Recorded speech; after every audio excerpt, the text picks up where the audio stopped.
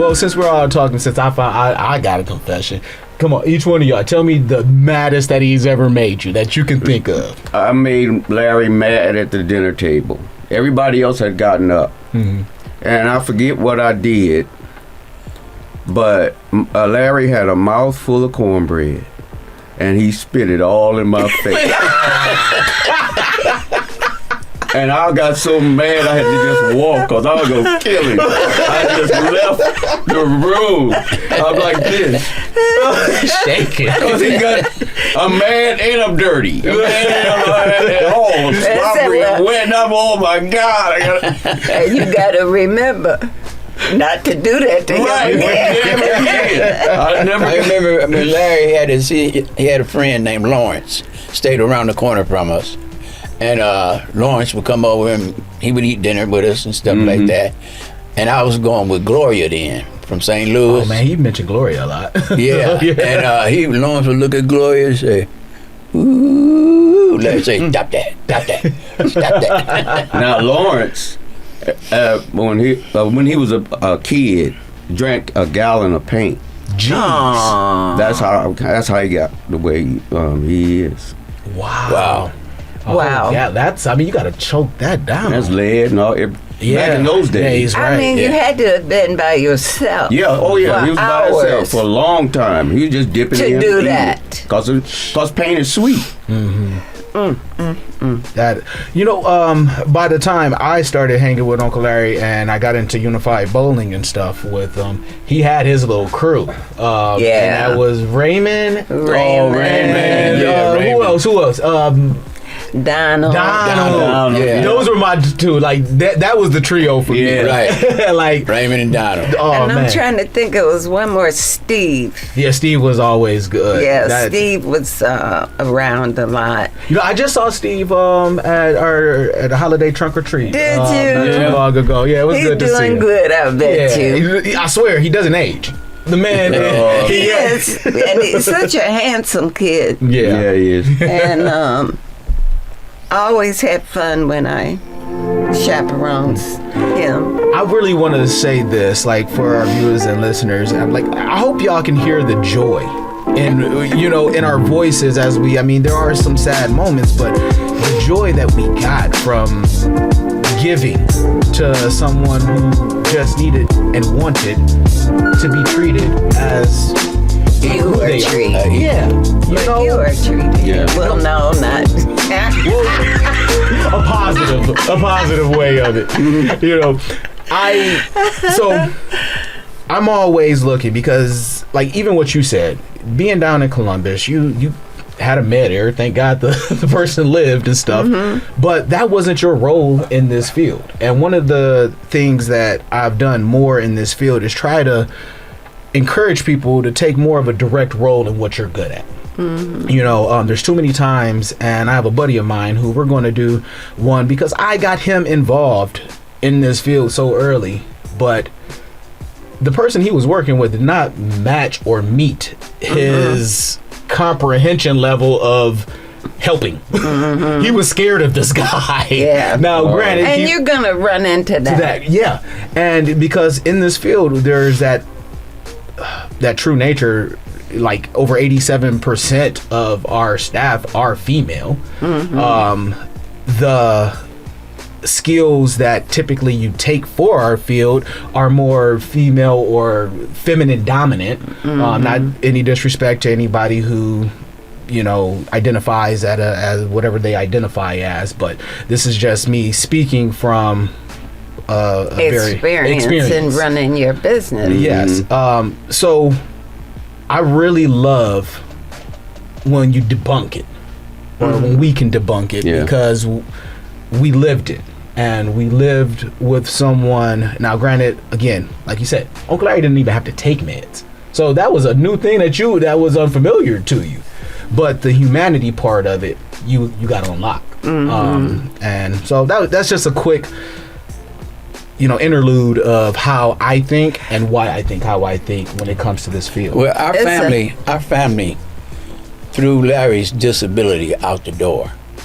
we treated him like we treated each other. Yeah, he got his Yeah. butt whooped just like everybody else. Yeah. Yeah. Yeah. And we fought him just like That's like right. the other brother. Yeah, me and him used to box all the time. Yeah. I do y'all think that the lack of that going on is changing, like the way? Oh yeah. Oh yeah, the whole world is changing.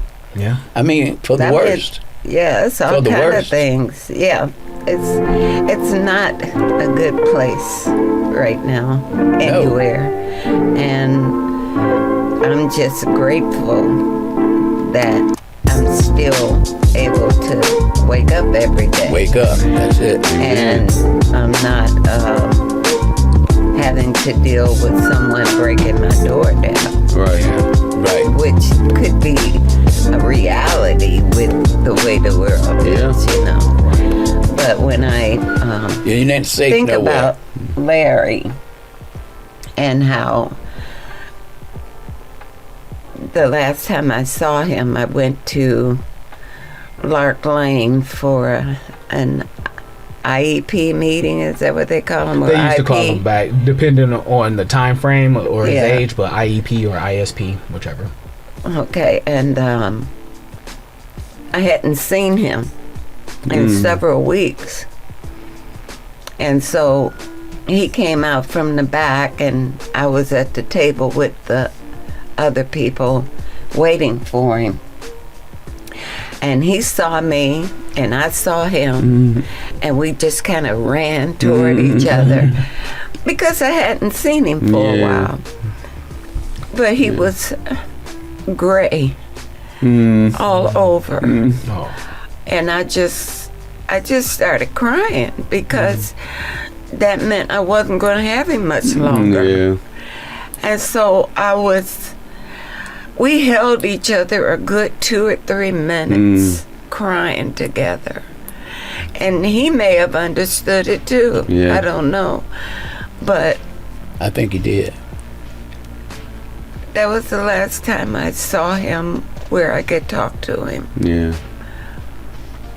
And then they called me a month later and said that he had eaten his food after he got home from work and walked into the bedroom and fell dead. But they gave us a year with him. And you know what pleased me? Is that my brothers went and got Larry, took him to the Mud Hens games, or just took him over to their house and hung out, watched movies, drink some beer. Huh? Yeah. We all liked beer back in the day. And that made me feel really good that they were doing that because, you know, I had a husband who I was seeing to and didn't have the time to go to Larry. And so my brothers were very helpful in that situation where they'd go get him because he wanted to hang out with them more than me, you know. You're kind of skipping the one crucial thing that I noticed and I loved so much is when he got his own place. Well, I was gonna come to that because I had to go and pick him up from his apartment. If we were going to the movies or if we were going out to eat or whatever, you know. And I would go over to his place to make sure his stuff was in order, you know, and that his clothes were being washed and what kind of clothes he was wearing, that kind of thing. Yeah. Because I didn't want him mistreated. And if he's on his own and there's strangers taking care of him, I'm not sure they're gonna do what they're supposed to do. They don't know what we know about him. Yeah, They don't know. yeah. You know? And so that was fun. And then the first place he had, it was a really nice place. I can't remember the young man's name. But when I went over there, a couple of times there was an odor, and it was like mildew or something, you know, and it was strong in Larry's room. And I asked the boy's father, because he was there at the time, and I said, "What is that odor?" Oh, I don't know. It's probably nothing much, you know. And so I told Mr. Davis, because Jolly Davis was taking care of Larry then, and I told him, I said, he needs another place to live. And to come to find out that part of the house where Larry's room was like sinking into the ground. Oh. And that's why you had those odors, and they didn't seem to care. Yeah. So I said, well, he's got to come up out of here. And the father was like, well, but they got along so well. I said, yeah, but it's not the right place for him. And I got him into the other one, and that was real good. That was real good. I actually service the roommates that he has there. I've been servicing them for 6 or 7 Yeah. years. Yeah. Wow. They speak of Uncle Larry. Well, the one guy in particular speaks about Uncle Larry quite often. Yeah. I can't remember their names. It's a shame, but they both were on good terms with Larry, you know, and that's why they were both happy that they were going to share a house. I remember when I would go and get him, because nobody cut his hair but me. Yeah. And you did that for Granddad too. Yeah. Yeah. And I would go over there and get him. We would go to McDonald's. We would hang out sometime. We'd go to the park and just watch the ducks. And then I'd take him to my house. I cut his hair. We have a good day. See you the next time. Take him back home. He didn't want to go home, though. No. He didn't ever want to leave me. Oh yeah, he was an outside body. He wanted to be out kicking it. Yeah. It's funny that you mentioned odor, or I have a distinct aroma that always reminds me of a certain time, and that's cucumbers.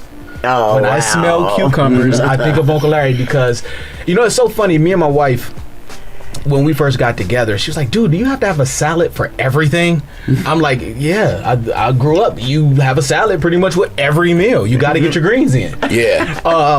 And Uncle Larry made a salad pretty much every day for lunch. And being that he didn't use a sharp knife, he used a butter knife. It was like just ragged cutting the tomato and the cucumber, but the smell of the cucumber would ravish the whole house.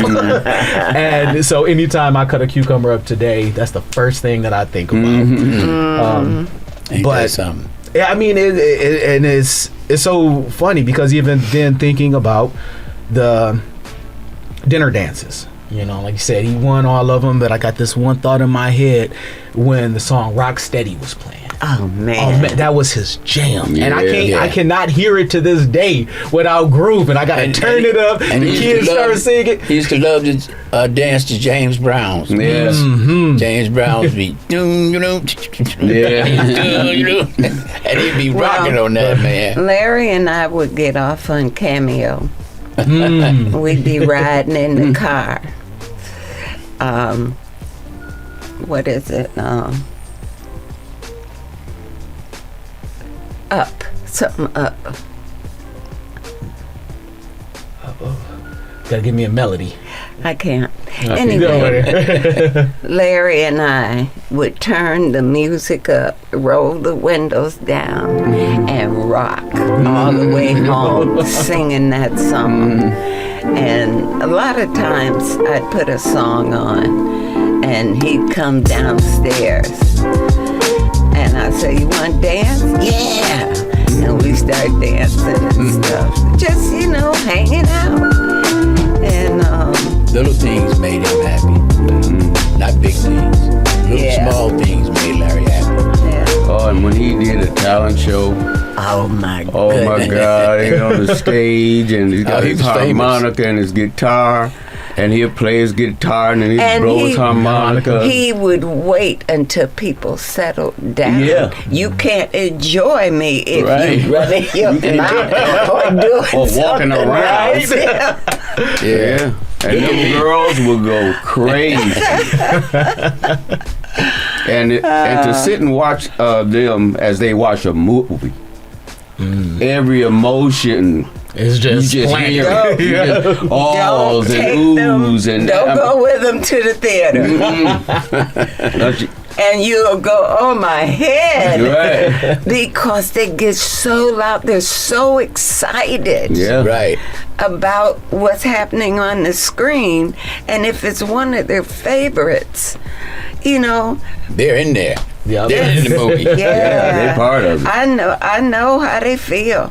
That's how I do when I watch certain movies. Oh, I get engulfed. I go Yeah, I did into too. Yeah. I did too. and read books. And that's kind of, I think, one of our family traits, especially the four of us. You know, we have our movie nights, and which I'm slacking on. I'm sorry, it's been a busy couple of months. You have a lot on your plate, and we appreciate We're anything proud. you We're do. proud of We're you. very Yeah. proud of you. Very proud. Very Thank you, proud thank of you. you. I love it. Never expected.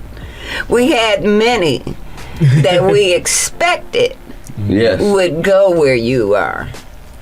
But they always fell short, huh, Wayne? Yeah. Wayne was supposed to put us in Hollywood. That's right. That's right. Well, and like going that route, because you know, due to the condition of life, death is a certainty. And some of my other uncles are not here today, and I mean, all of you have played such a part of my life. Like I can't.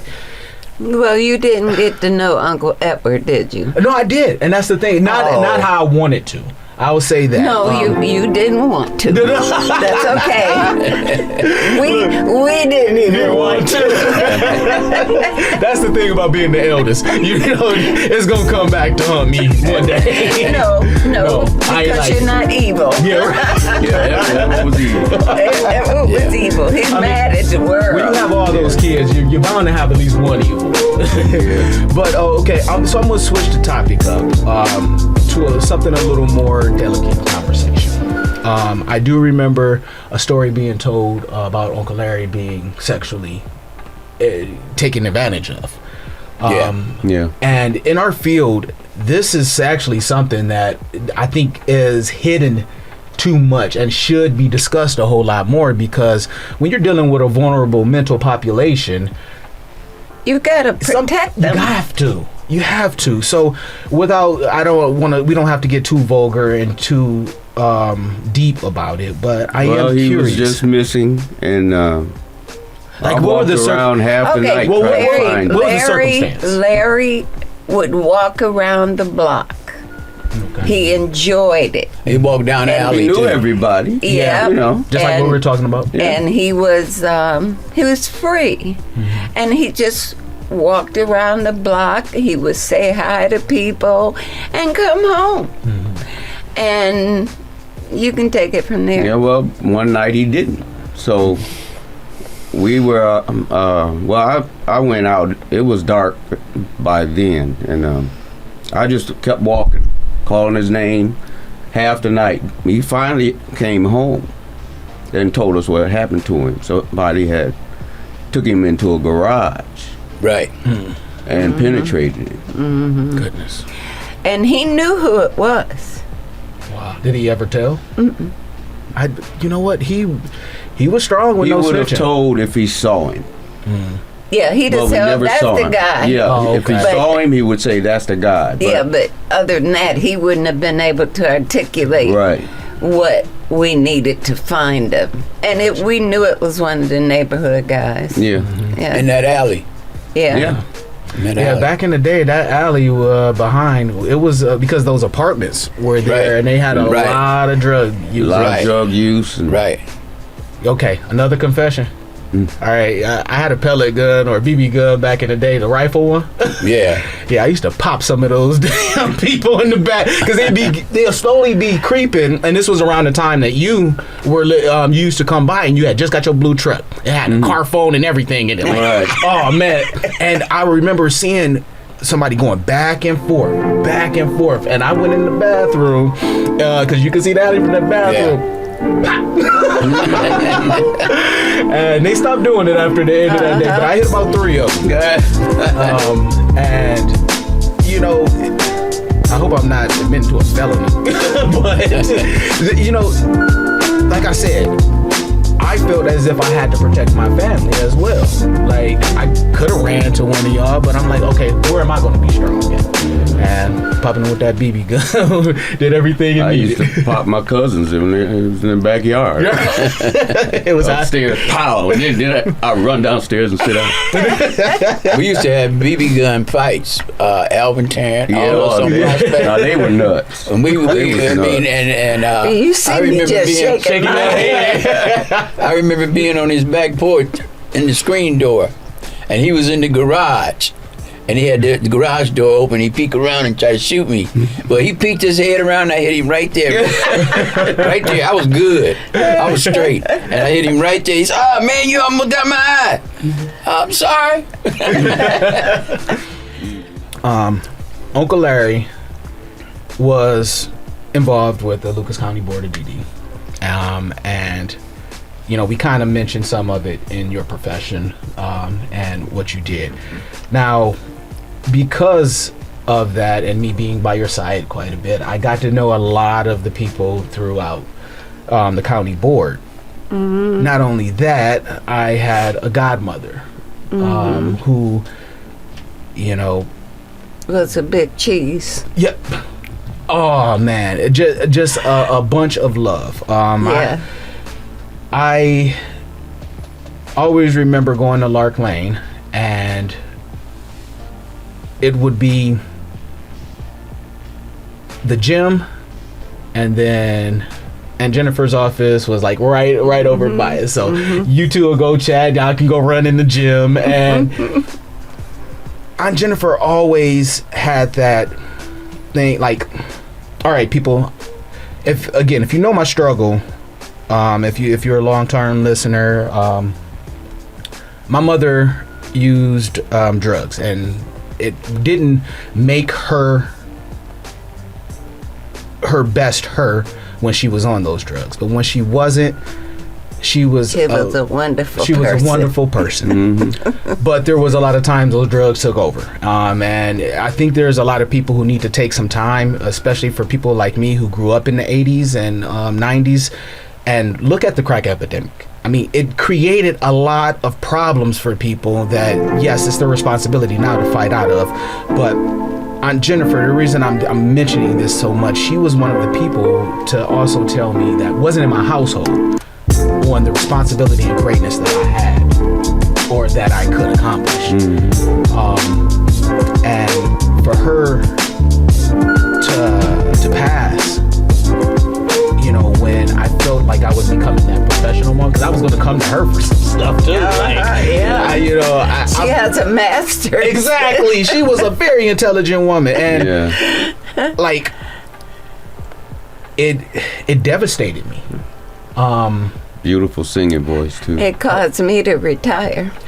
I was gonna say, like, right afterwards. I mean, she had 35 years in the system, and she died without seeing $1 of her pension, or having one day to relax. Retired, and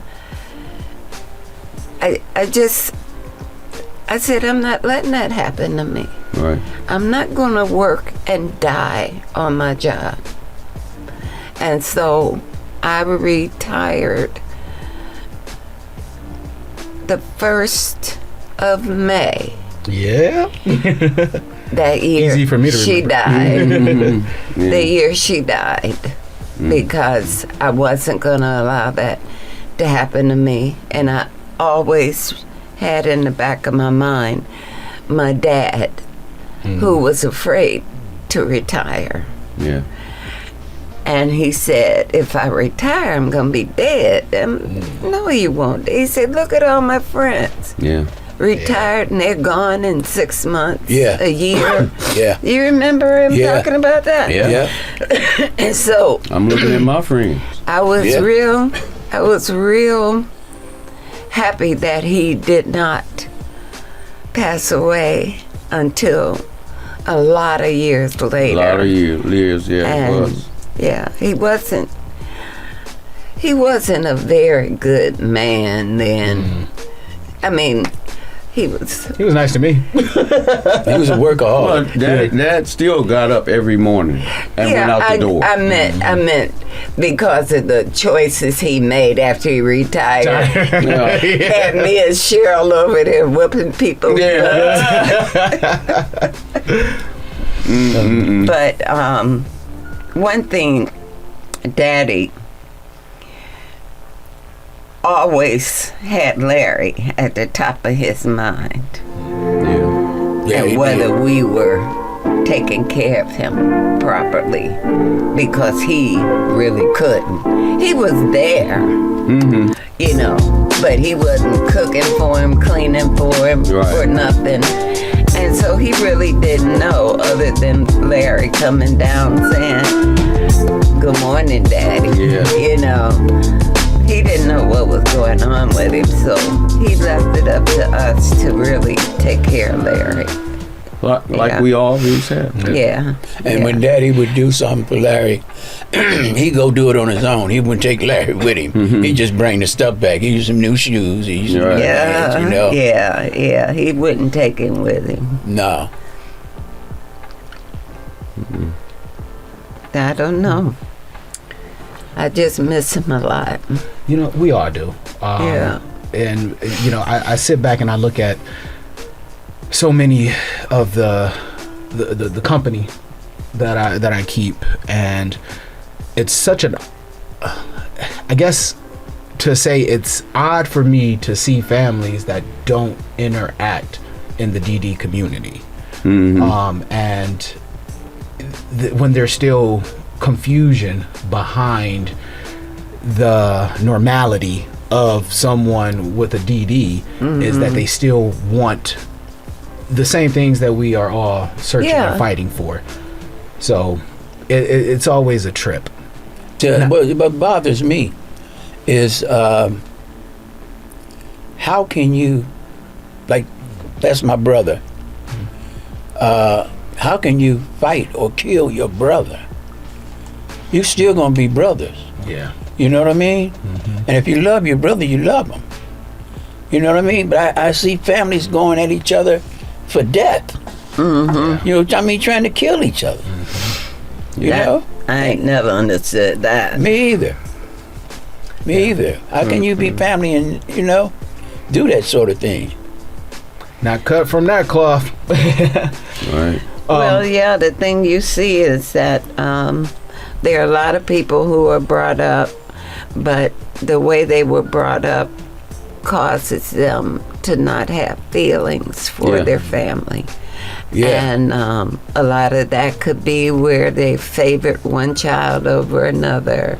You know, just different Could have things. been abusive, Yeah. you know. Grow And up like well, that. that's abusive if you favor one child over It is. another. Yes, That's it is. abusive. Mental abuse. Yeah. But the other abuse you're talking about is physical. Physical. And yeah.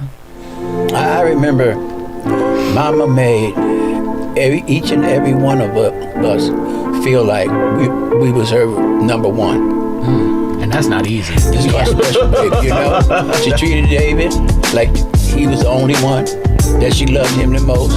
She treated her like she loved her the most. She treated me like she loved me the most. Who won? All of us had that same story.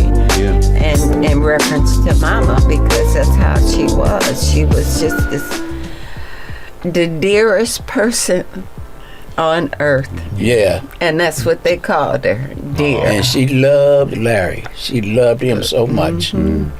He was special to her. Larry's picture was in Ticky's for how many years? Oh, man. I don't remember. Till he tore it down. His baby picture. His baby picture was at Ticky's. He was In the window. 'cause he's They say he was such a beautiful gorgeous. baby that we want to put him in our window. Yeah. And he Yes. stayed there for years. Yeah. Yeah, That is yeah. beautiful. Yeah. And I saw that picture.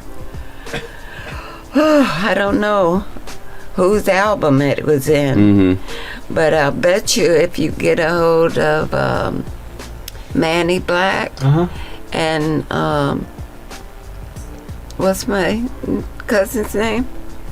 It depends. You got a lot. His wife, Um, LaDon. yeah. I'm sorry. That's I- okay. Look, I'm 77 now. Hey man, yeah, and like big shout outs. Both of you just had birthdays, so Yeah. Yeah. happy belated. I kicked it with you. Old as hell. and we about to party tomorrow. We old Yeah. as hell. Yeah, old as hell, and hell is kept. So That's yeah, right. we are at a juncture in our family. I think that we're coming back together again more ways than one. And shout outs to my cousin Zelda for helping push that. You know, we love you. Sorry we won't see you this weekend, but we still love you, baby. Tell your mama we love her too. Yes. That's right. Give her all of our heart. Get well, Vicky. wills. Yeah, well.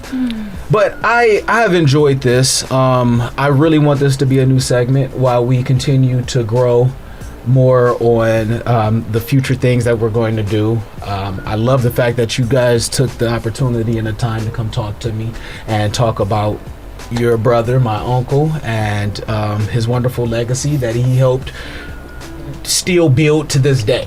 That's like right. he doesn't Yeah. even know what kind of impact he left.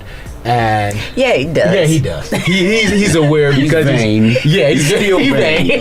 He's still bad. I did that. That's right. I use the bathroom. Yeah, that I was just packing it up. So, I love you all. Love you back. Love you more. We will And do thank this. you for doing this for your great uncle. I'm just a Yeah. vessel. I mean, God told me, so here we are. Yeah. Amen.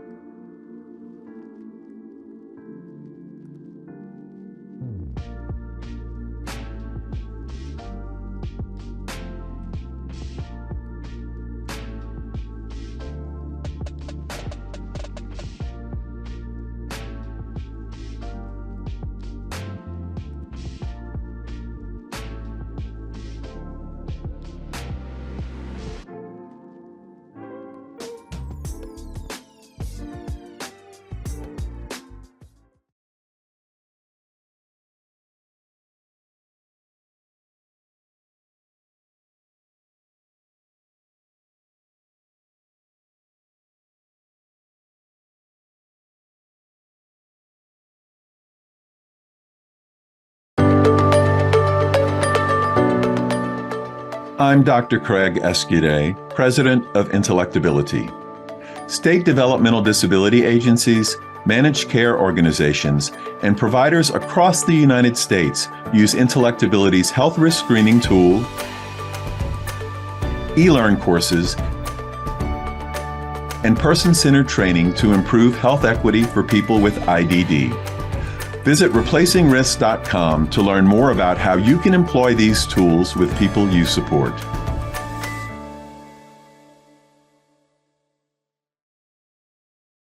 Making sure that individuals are reaching the goals they have set for themselves.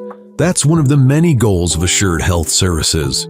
If you're looking for a residential care provider or searching for ADS services, Assured Health is your go-to place. Assured Health, helping others succeed.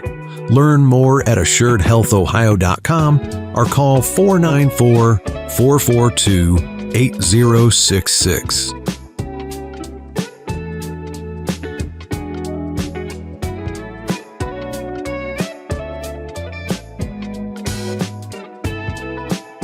The Reliable Drug and Alcohol Testing Clinic is a leading provider and convenient source of pre-employment and occupational testing. Their clinic provides services to a wide range of private businesses, healthcare facilities, and municipal and county courts. Reliable as an independent, locally owned clinic, as a result, they provide services at a lower cost than major hospitals. Enjoy faster turnaround times on test results and eliminate the long waits typically incurred at larger facilities. To learn more, visit reliabledrugtest.com.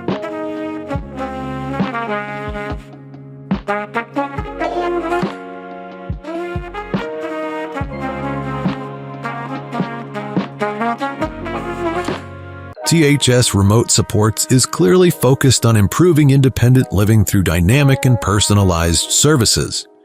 Their systems have been carefully developed and perfected to ensure that everyone receives the best care through the least intrusive means possible. Located in Cincinnati, Ohio, they've spent over 20 years providing in-home supports to individuals with disabilities. If you or someone you know is looking for a remote service provider, go to thsrss.com or call 513-882-9828.